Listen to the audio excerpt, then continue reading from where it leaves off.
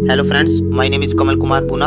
आज हम डिराइव करेंगे expression for tension in this pulley rope problem. Okay, तो यहाँ पे हमें दिख रहा है क्लियरली जो एम मास का बॉक्स है उसके साथ में एक क्या है रोप अटैच है। ओके, जो पास कर रही है ओवर द पुली, ठीक है। और इसके साथ में इस रोप के साथ के एंड पे क्या है, कोई ऑब्जेक्ट अटैच है जिसके अंदर से क्या क्रिएट हो रही है, टेंशन फोर्स। तो हमें इसी टेंशन फोर्स का एक्सप्रेशन निकालना है। तो क्लियरली बात यहाँ पे देखो, कोफिशिएंट ऑफ फ्रिक्शन दे रखा है एम मास की ऑब्जेक्ट और इसके सरफेस के बीच में।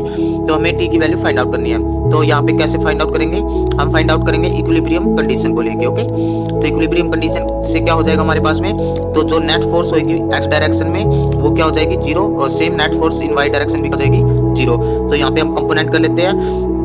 तो सबसे पहले टी का कंपोनेंट इस डायरेक्शन में क्या हो जाएगा हमारे पास, टी कोस थीटा, क्योंकि थीटा एंगल बना रही है ये रोप हॉरिजॉन्टल से। और इसका वर्टिकल डायरेक्शन में क्या कंपोनेंट हो जाएगा, टी साइन ऑफ थीटा। इसके बाद में इस बॉक्स के ऊपर जो नॉर्मल फोर्स लगेगी उसको क्या लिखेंगे, एन लिखेंगे। और नीचे की तरफ इसका जो वेट हो जाएगा वो कितना हो जाएगा, एम जी। और इसके बाद सेम पीछे की तरफ, अगर ये आगे की तरफ जाना चाहेगी तो पीछे की तरफ क्या लगेगा, फ्रिक्शन की फोर्स।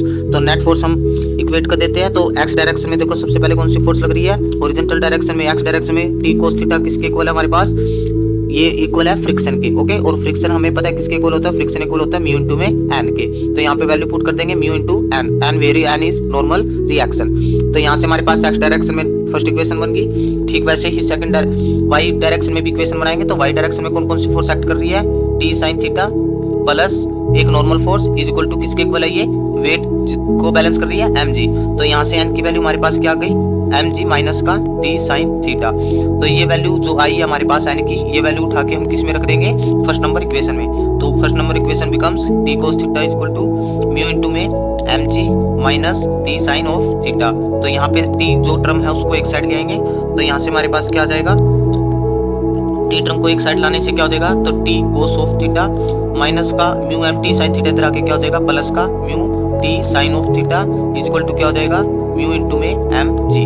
तो यहाँ से टी कॉमन लेंगे तो अंदर क्या बच जाएगा हमारे पास, कोस ऑफ थीटा प्लस में mu sine of theta is equal to mu m g. तो बस सब रीअरेंज करेंगे तो टेंशन का एक्सप्रेशन हमारे पास क्या आ गया, mu m g divide by cos of theta plus में म्यू साइन ऑफ थीटा।